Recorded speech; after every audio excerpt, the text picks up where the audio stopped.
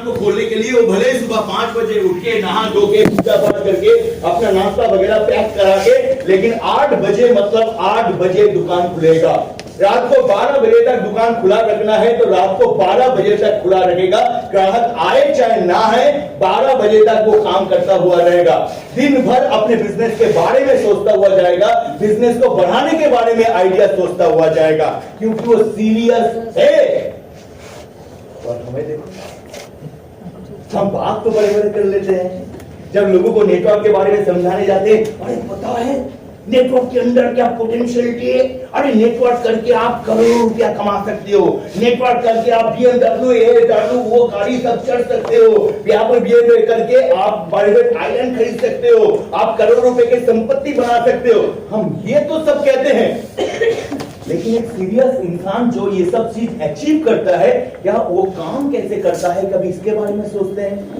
क्योंकि जो सीरियस होगा वो सुबह 8 बजे मतलब 8 बजे उसका हर मीटिंग 8 बजे स्टार्ट होगा। वो हर दिन सुबह 8 बजे पहले उठ के नहा धो के रेडी होके कंपनी का जो पूरा सिस्टम यूनिफॉर्म है, black shoes, black pant, white shirt, company की टाई, ब्लैक शॉर्ट्स पहन के सब कुछ पूरा रेडी होके अपना लैपटॉप प्रोजेक्टर के साथ पूरा रेडी होके एवरी डे सुबह 8 बजे मतलब 8 बजे निकलेगा।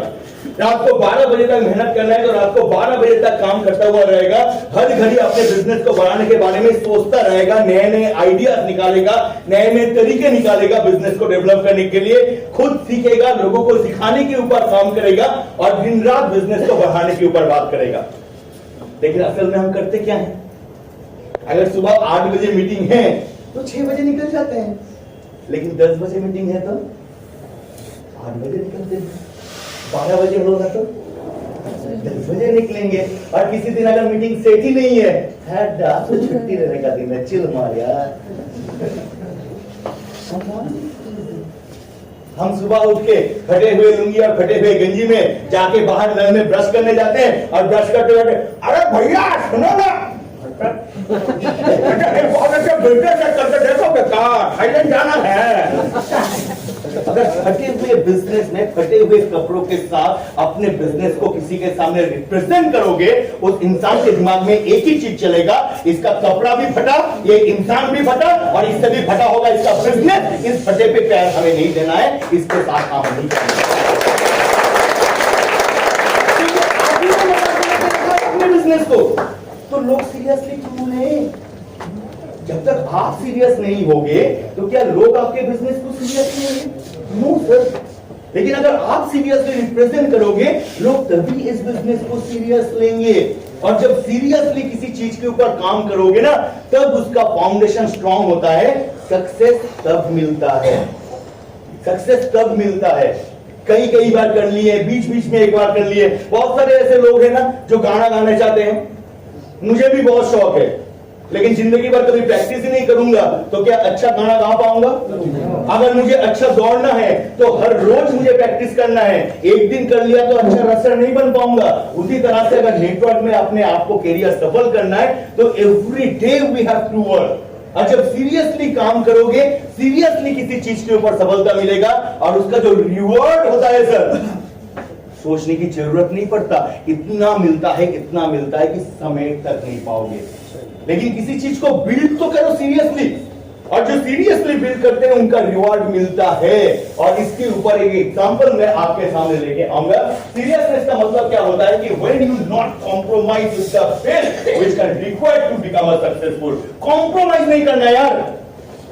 मुझे इस महीना थाईलैंड ट्रिप अचीव करना है तो करूंगा, आपके साथ भी करूंगा, आपके बिना भी करूंगा, लेकिन करना है मतलब करना है।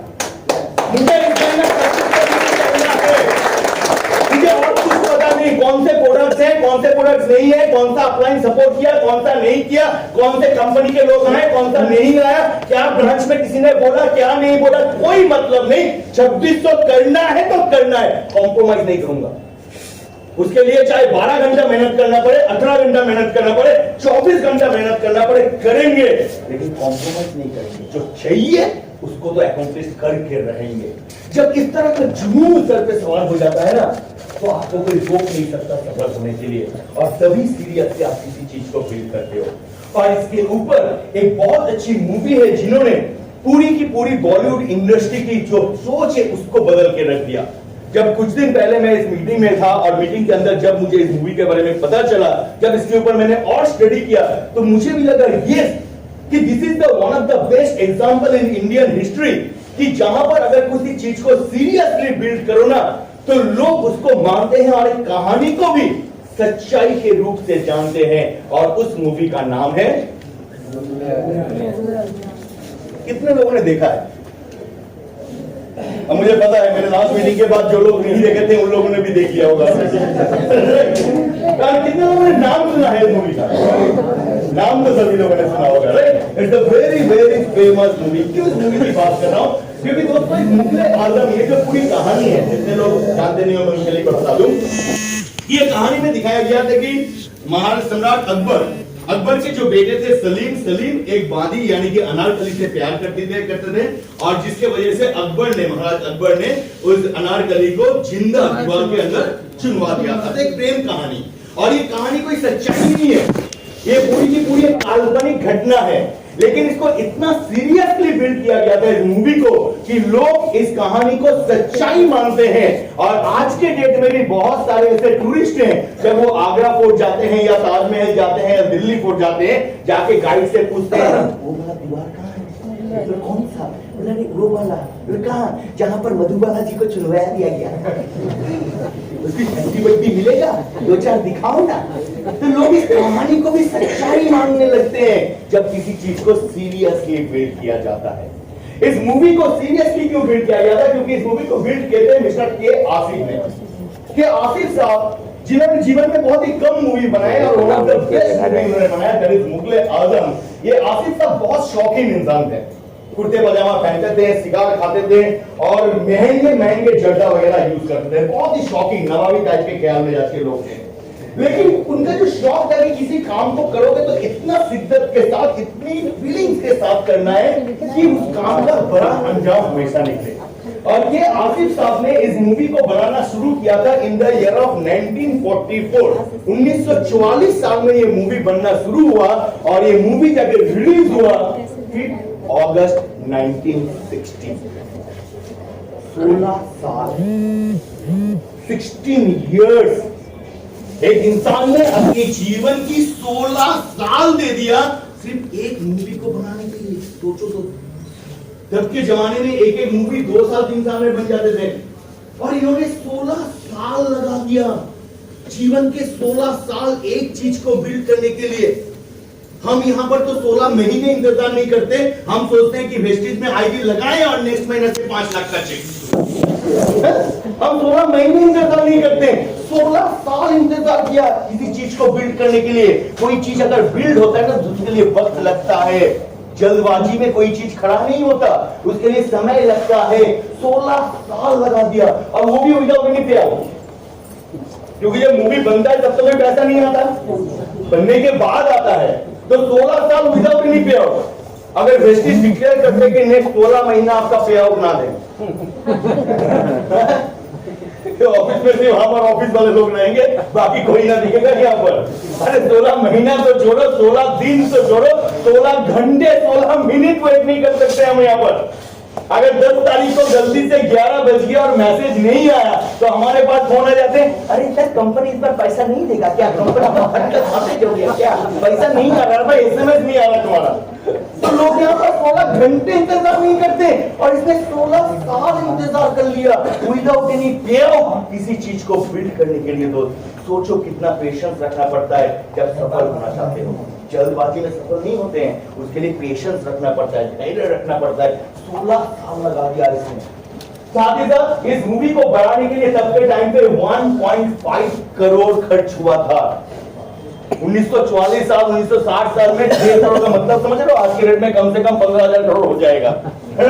तो 1.5 करोड़ तब के जमाने में खर्च किया गया था इस मूवी को बनाने के लिए। के आसिफ पूरे के पूरे रास्ते पे आ चुके थे, क्योंकि ये बहुत सिगार पीते थे जैसे मैंने बताया। तो हालत ऐसा था उधारी करते करते कि लोगों से बीड़ी मांग मांग के पीते थे। जर्दा छूट गया था, पान की दुकान में हजारों रुपए का उधारी पे जाके पान खाना पड़ता था। अपने आप को पूरा का पूरा बर्बाद कर दिया गया था सिर्फ एक मूवी को बनाने के लिए। लेकिन कहा जाता है ना कि जुनून के साथ, शिद्दत के साथ, सीरियसनेस के साथ अगर किसी चीज को बिल्ड करो तो उसका रिवॉर्ड इतना बड़ा मिलता है कि एक ही साल, जिस साल ये मूवी रिलीज हुआ, उस साल बॉक्स ऑफिस में 11 करोड़ की बिजनेस उसके बाद भी खत्म नहीं हुआ, क्योंकि ये मूवी एक मूवी हॉल में 15-15 साल तक चला। 15-15 साल तक जब इनका ये मूवी निकला तो आसिफ साहब का मन था कि पूरी की पूरी मूवी कलरिंग में निकालेंगे, लेकिन पैसे की कमी की वजह से सिर्फ एक गाना वो कलरिंग पे कर पाए थे, बाकी पूरा ब्लैक एंड व्हाइट उनको रिलीज करना पड़ा। फिर ये मूवी 1994 साल में जाके फिर से कलरिंग में कन्वर्ट हुआ, फिर से मूवी हॉल में लगा, फिर से रेवेन्यू जनरेट किया, और आज के डेट में भी एवरी डे ये मूवी इनकम जनरेट करते हुए जाता है। क्यों? एक बारी सीरियसली बिल्ड किया गया था और रेवेन्यू जिंदगी भर आता हुआ जाएगा। 11 करोड़। आज की डेट में मैं जब बहुत सारे लोगों से मिलता हूं और जाके पूछता हूं सर बिजनेस ऐसा क्यों है, लोग मेरे को समझते हैं सर समझो चीज को ना गहराई से समझना पड़ेगा। क्या बोले? इकोनॉमी। वो क्या होता है सर? लोगों के हाथ में पैसा नहीं है, आपको ये समझना पड़ेगा। इंडियन इकोनॉमी में ये 2 साल जो कोरोना चला ना सर, तो कोरोना की वजह से लोगों के हाथ में पैसा खाली हो गया। उसके बाद सर ये जंग हुआ रशिया और इसका वियतनाम का, वो जंग की वजह से हमारा यहाँ पर इन्फ्लेशन रेट बढ़ गया सर, 7 से 8% इन्फ्लेशन रेट हो गया, तो लोगों के हाथ में पैसा नहीं है, खर्चा बढ़ गया, इसलिए हमारे सामान खरीदते नहीं है और हमारा बिजनेस नहीं बढ़ रहा है सर। 1907 साल में कौन सा पैसा था हिंदुस्तान के पास? भूखे नंगों की देश कहा जाता था हमें, क्योंकि अंग्रेज तो हमें निचोड़ के एकदम फेंक के गए थे। लोगों के पास पहनने का कपड़ा नहीं होता था, सुबह अगर खाना मिल भी गया तो शाम को खा भी पाएंगे या नहीं, भूखे पेट सोते थे तब के जमाने में। और ऐसी इकोनॉमिक सिचुएशन के अंदर 11 करोड़ का बिजनेस करवाया था 1960 साल में। और आज की डेट में हम इकोनॉमिक्स की बात करते हैं, लोगों के हाथ में पैसा नहीं है। अगर लोगों के हाथ में पैसा नहीं है तो क्या पेट्रोल पंप सारे बंद हो गए? क्योंकि 2 साल पहले तो 70 रुपया हुआ करता था, आज के डेट में 100 रुपया हो गया पेट्रोल, फिर भी लोग गाड़ियों में तेल भराते हैं। ये सुनो, रेस्टोरेंट खाली जा रहे नहीं जा रहे, होटल खाली जा रहे, लेमन ट्री में जगह नहीं मिलता, हर दिन कोई ना कोई इवेंट चल रहा है, लोग अपने शादी बर्थडे मनाते हैं यहाँ पर, तो लोगों के हाथ में पैसा नहीं है। जैसे छठ पूजा हुआ, क्या आप लोगों ने घर में कोई सामान वगैरह नहीं खरीदा था? तो कहां खर्च नहीं हो रहा, कहां पैसा नहीं है लोगों के हाथ में? मैटर है आपके बिजनेस के लिए उसके पास पैसा नहीं है।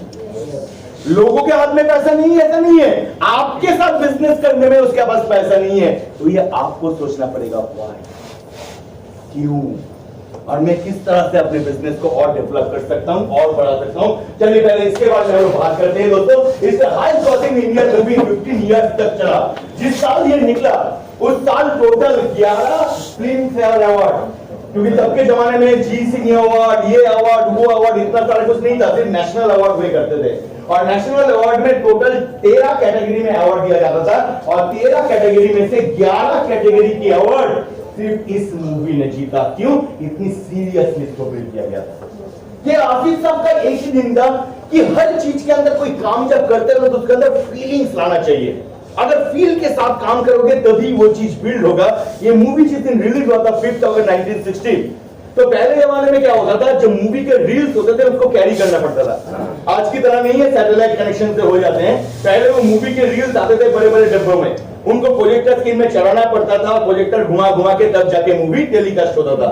तो इसके जो रील्स थे, वो रील्स जिस दिन लॉन्च हुआ 6 हाथियों के फीट में लाद के लाया गया था उस मूवी के रील्स को रिलीज करने के लिए। क्यों? नवाबों की मूवी है, राजाओं की मूवी है, तो शानदार एंट्री होनी चाहिए, इसलिए हाथियों के में फीट के लाद के वो लाए थे इस मूवी को। तो क्या आसिफ साहब का ये दो चीज था कि किसी भी चीज के अंदर फीलिंग्स लाओ और किसी भी चीज के अंदर कॉम्प्रोमाइज मत करो, जो चाहिए वो तुम्हें चाहिए, उसको हासिल करके रहो। चलिए इस मूवी के ऊपर में कुछ कहानी है जो मैं आपको बताना चाहूंगा ताकि पता चले कि इंसान जुनूनी होता है तो क्या होता है। इस मूवी को बनाने के लिए जितने भी सारे इसके कॉस्ट्यूम डिजाइन हुए, उस कॉस्ट्यूम को बनाने के लिए दिल्ली से दर्जियों को बुलाया गया। मूवी हो रहा था बॉम्बे में, क्या बॉम्बे में दर्जी नहीं है? बहुत सारे हैं, लेकिन किसके कपड़े बनेंगे? अकबर के कपड़े बनेंगे, राजाओं के कपड़े बनाएंगे। तो जो राजाओं के कपड़े बनाने में माहिर है मिलेंगे कहां? पुरानी दिल्ली में। तो ले आओ वहां से जट दर्जी, और पुरानी दिल्ली से दर्जियों को लाया गया और जितने भी कॉस्ट्यूम थे उनके द्वारा बनाया गया। इसके साथ दोस्तों specialist from the Surat Coimbatore were employed for the embroidery. उस पूरे जो कॉस्ट्यूम बने थे उसके ऊपर जो डिजाइन हुआ, जो जड़ी वगैरह के जो नक्काशी का काम हुआ, उसको करने के लिए गुजरात से लोग मंगाए गए थे। क्योंकि गुजरात के जो लोग होते हैं वो कारीगरी में और स्टिचेस में और सारे के सारे जड़ी के काम में बहुत ज्यादा माहिर हैं। और इस पूरे कॉस्ट्यूम्स में जितने भी जड़ी यूज हुआ था वो कोई नकली नहीं था, वो प्योर सोने के और रुपए के आपके और सिल्वर के तार से वो सारे जड़ी को बनाया गया था। कोई नकली इसमें चीज यूज नहीं हुआ था ताकि वो फील आ सके। साथ ही साथ दोस्तों Hyderabad Goldsmith made the jewellery. Hyderabad से गोल्डस्मिथ को बुलाया गया था ज्वेलरी बनाने के लिए, क्योंकि हैदराबाद में एक नवाब की जगह है। तो वहां के जो कारीगर है वो भी बहुत ज्यादा पारदर्शी हैं गहने बनाने के लिए। और इस पूरी मूवी में जितने भी गहने बनाया गया था वो सारे के सारे गहने कोई नकली नहीं था, प्योर रियल गोल्ड से बनाया गया था। कॉम्प्रोमाइज नहीं करना है क्योंकि फील नहीं आएगा। अगर सम्राट अकबर ने कोई गहना पहना है तो थोड़े ना तांबे या पीतल का होगा, वो तो सोने का होना चाहिए। तो फील लाने के लिए सारे के सारे ज्वेलरी सोने के बनाए गए थे। साथ ही साथ Kolhapur craftsman design the crown. Maharashtra के जो कोल्हापुर है वहां पर जो लोग हैं वो मुकुट बनाने में दुनिया में सबसे ज्यादा माहिर है। वहां से लोगों को बुलाया गया था मुकुट बनाने के लिए। सोचो कितनी छोटी छोटी चीजों के ऊपर ध्यान दिया उसने। इसके साथ Rajasthan iron Smith crafted the weapon. Rajasthan के जो राजपूत हैं वो सबसे ज्यादा माहिर है तलवार और भाले बनाने में। और इस पूरे मूवी में जितने भी सारे अस्त्र शस्त्र का इस्तेमाल हुआ एक भी नकल नहीं था, सारे के सारे ओरिजिनल अस्त्र शस्त्र का इस्तेमाल किया गया और उसको बनाने के लिए राजस्थान से लोगों को बुलाया गया था। साथ ही साथ elaborate footwear were ordered from Agra. जूते तक, अरे मूवी में हम ध्यान ही नहीं देते किसने क्या जूता पहना है, ये सुनो देखते ही नहीं है। लेकिन इंसान अगर जुनूनी होगा तो कौन सी छोटी चीजों के ऊपर भी ध्यान रखेगा, हर चीज को ध्यान रखेगा। जूते तक भी ध्यान रखा कि जूते भी होने चाहिए नवाब के अमल का, और उसके बनाने में पारदर्शी हैं सबसे ज्यादा आगरा के लोग। तो आगरा से बुलाया गया जूते बनाने के लिए। इस मूवी में एक सीन है जहां पर दिखाया जाता है कि सम्राट अकबर, महाराज अकबर अपनी राजसभा की तरफ जा रहे हैं। तो उसके लिए एक जूते की जरूरत था। तो क्या आसिफ ने ऑर्डर देके जूता बनाया थे, और उस जूते की कीमत सबके जमाने का जूते का कीमत था 4.5 लाख रुपया। पता है सर, दिल को संभाल के रखो। 4.5 लाख, मतलब आज के डेट में कम से कम 400 करोड़ की होगी। तो 4.5 लाख के जूते। इस मूवी में अकबर का रोल किसने किया था पता है? पृथ्वीराज कपूर ने। और तब के जमाने में कपूर फैमिली अगर बोलेगा तो मूवी होगा, नहीं बोलेगा तो बंद हो जाएगा। और के आसिफ इतना जुनूनी था कि पृथ्वीराज कपूर को इस मूवी से निकाल दिया था। सोचो, जो कपूर फैमिली की वजह से मूवी बनेगा उस कपूर को ही मूवी से निकाल दिया था। क्यों? क्योंकि उसने सीधा पृथ्वीराज कपूर को बोला था कि मेरे दिमाग में जो अकबर है उस अकबर का रोल अगर आपको निभाना है तो ये शरीर से काम नहीं होगा, आपको अपना वजन 22 किलो बढ़ाना पड़ेगा, तभी जाके मेरे मूवी में काम कर सकते हो। और पृथ्वीराज कपूर ने मजबूरी में 22 किलो वजन बढ़ाए थे सिर्फ इस मूवी में काम करने की जगह मिलने के लिए। इतना जुनूनी होता है इंसान। तो जो जूते बनाए गए वो पृथ्वीराज कपूर के सामने लाया गया कि ये जूते आपको पहनने हैं। तो बोला आसिफ 4.5 लाख की जूते पहने नहीं जाते, सर पे रखा जाता है। पागल हो गया है, 4.5 लाख की जूते पहनना तो पड़ेगा। बोले पहन के तू क्या करेगा? बोले पहन के आप राजमहल की तरफ, राजसभा की तरफ जाओगे, मैं उसको शूटिंग करूंगा। बोले उसके लिए 4.5 लाख की जूते बना दिया तूने? अच्छा ठीक है, क्योंकि जानता है पागल है, इसका समझा कि कोई फायदा नहीं। तो 4.5 लाख की जूते पहने और अपने पोज देते हुए गए राजसभा की तरफ, और आसिफ कैमरे में था और उसको रिकॉर्ड किए। तो जैसे ही रिकॉर्ड हुआ तो पृथ्वीराज कपूर आ गए। बोला आसिफ एक बार दिखा कैसे हुआ। तो आसिफ ने दिखाया। बोले आसिफ, बोले क्या? बोले जूते तो दिखाई नहीं। बोला मतलब? बोला अरे तूने जो रिकॉर्ड किया 4.5 लाख की जूते बनाया, तो मैंने सोचा तू जूते पे फोकस करेगा, लेकिन जूता तो दिखाई नहीं, तू तो जूते को दिखाई नहीं। बोला अरे जूते की छोड़ो, 4.5 लाख की जूता पहन के फील कैसे आया? हाँ लग रहा था कि मैं अकबर हूँ, मैं सम्राट हूँ, क्योंकि वही पहन सकते हैं। तो लग तो रहा था मुझे अपने आप को कि मैं अकबर हूँ, अकबर हूँ। बोलो ये जो लग रहा था, और इसके वजह से आपके जो चाल के अंदर जो बदलाव आया, मुझे वो चाल रिकॉर्ड करना था, और उसके लिए 4.5 लाख कौन सी बात।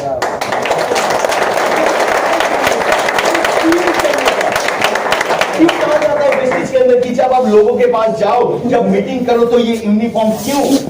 क्योंकि यूनिफॉर्म जब पहनते हैं तो लगता है ना करोड़पति है। यस, फील आता है कि ये करोड़पति है।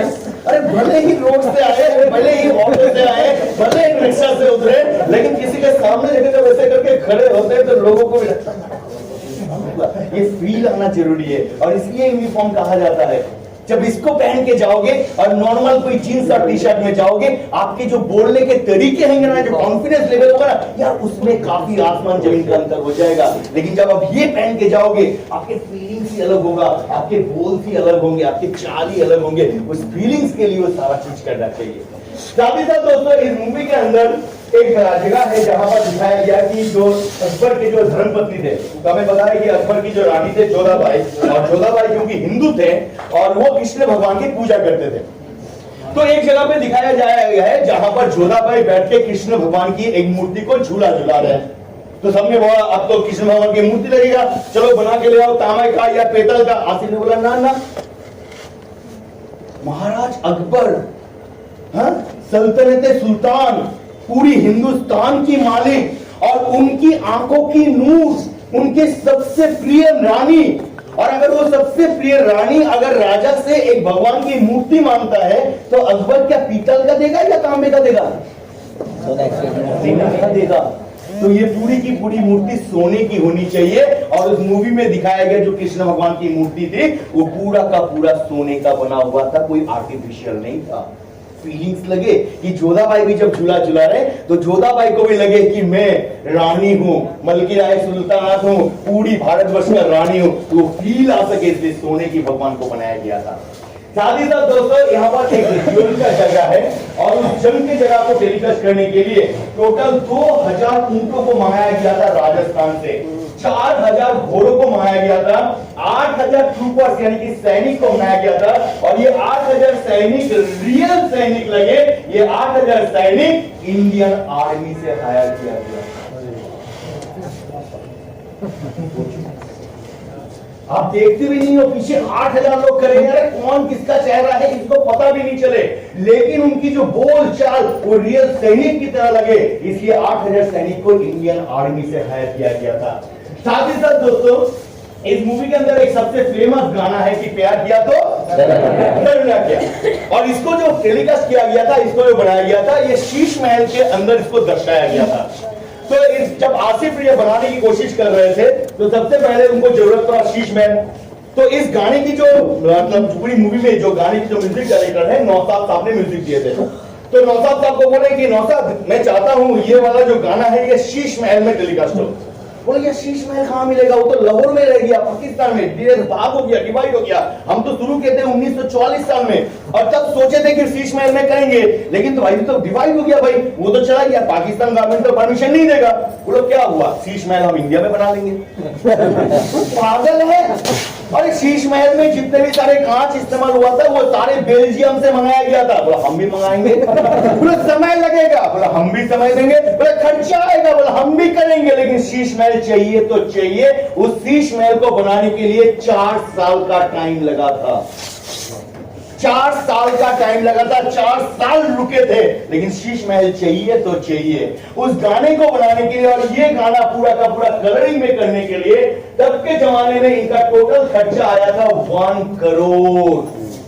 पूरा मूवी कितने में बना था? 1 करोड़, जिसमें से 1 करोड़ सिर्फ एक गाने के पीछे वो खर्च कर दिए। कॉम्प्रोमाइज नहीं करना है, जो चाहिए वो चाहिए, जो करना है वो करना है। शीश महल चाहिए तो चाहिए, बनाना है तो बनाना है, करना है मतलब करना है। That kind of achievement. इस गाने को जिन्होंने लिखा था, तो नौशाद साहब ने उनको जब पहले बोला कि ऐसा ऐसा एक सीन है, आप इसके बेसिस पे गाना लिख के ले आओ, तो पहले गाना लिख के लाए। नौशाद साहब देखे, तो यार मजा नहीं आ रहा है, दूसरा कुछ लिख के आ।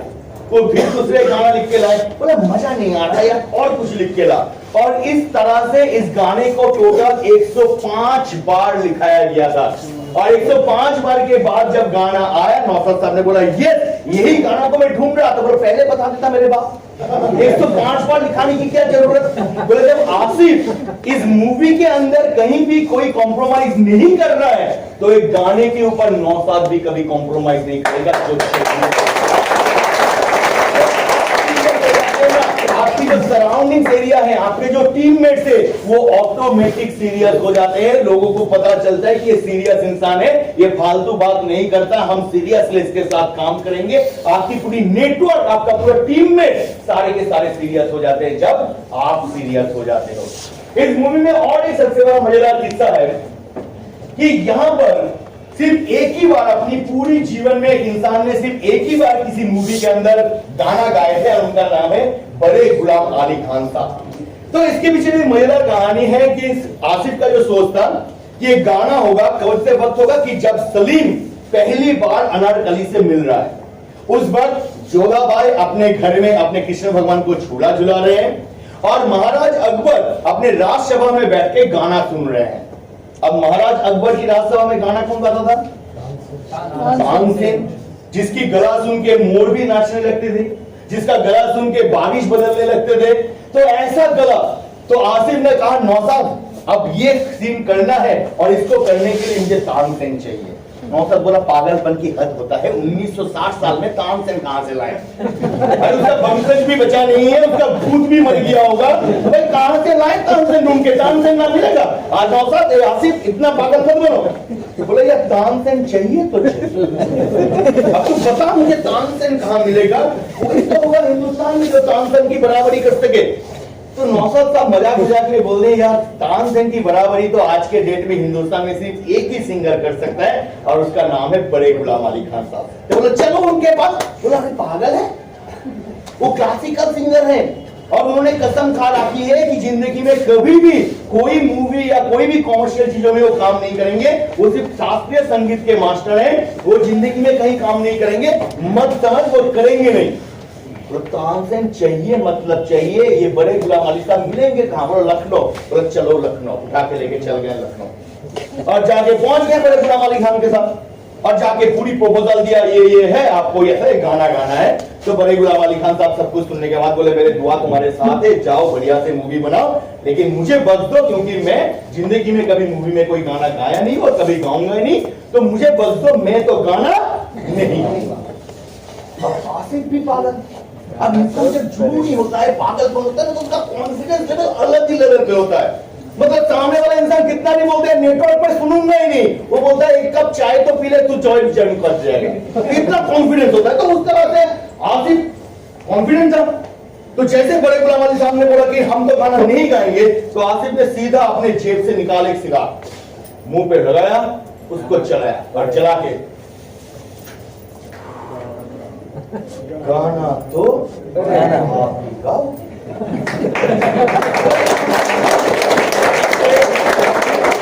जानते हो मैं कौन हूं? मैं शास्त्रीय संगीत का सम्राट हूं, और कोया ये है मेरे सामने सिगा गाना तो आप ही गाओगे, हम गाएंगे, हम नहीं गाएंगे। आपके गाना तो बोले यार समझा करो छोकरे, हम नहीं गाएंगे मतलब नहीं गाएंगे। आसिफ भी गाना तो नौशाद समझा इसको, वो नहीं समझेगा, पागल है। बड़े गुलाम अली खान साहब नौशाद को लेके गए, कौन है? पूरा का पूरा पागल, देखो मुझे उठा के लखनऊ लेके आ गया। मुझे तुमने बताया मतलब कितनी बार बताया, किसी की बात नहीं सुनेगा, यानी कि मेरे से गवाएगा, तो वो बोला है तो गवाएगा। हम तो ना आएंगे, आपकी बात भगा दे, भगा दो। चल मैं बाहर जाके ऐसा कुछ बोलता हूँ ना, ये दुम दबा के भाग जाएगा, उसके बाद दोबारा मत लेके आना इसको। पर ठीक है नहीं लेके आएंगे, हम दूसरे किसी के पास लेके जाएंगे। तो बड़े गुलाम अली खान साहब बाहर आए, आसिफ तो एकदम मस्त सिगार पी रहा था, तो आके बोला गाना हमसे ही गवाओगे? हाँ गाना तो आप ही से गवाएंगे। तो गाएंगे, लेकिन एक गाना गाने के लिए 50,000 रुपया लेंगे। तब के जमाने में रेट होता था 200-300, अगर 300 रुपया किसी गवेई को दे दो ना तो पूरा महीना घर में। इस मूवी में टोटल 15 गाना बने थे, जिसमें से 13 गाना हमारे श्रद्धेय लता मंगेशकर जी गाए थे और 13 गाना गाने के लिए उनको 300 रुपया मिला। 13 गाना गाने के लिए, और इसने एक गाने के लिए 50,000। आसिफ 10,000 एडवांस, 40 बॉम्बे आने के बाद गाना तो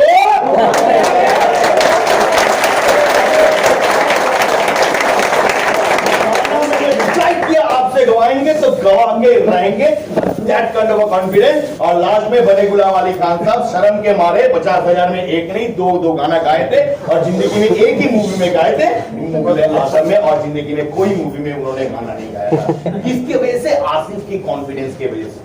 दोस्तों जब कॉन्फिडेंट होते हो, जब जुनूनी होते हो, जब पागलपन होता है ना, तो उसके बीच वो कुछ नहीं देखता, उसको जो करना है सीरियसली करता है, तभी जाके इतना बड़ा रिवॉर्ड इससे प्राप्त होता है दोस्त। और इसी तरह से जुनून के साथ, इतनी ही सीरियसनेस के साथ आपको नेटवर्क मार्केटिंग में काम करना है। क्या तैयार हो उसके लिए? करना चाहते हो सर?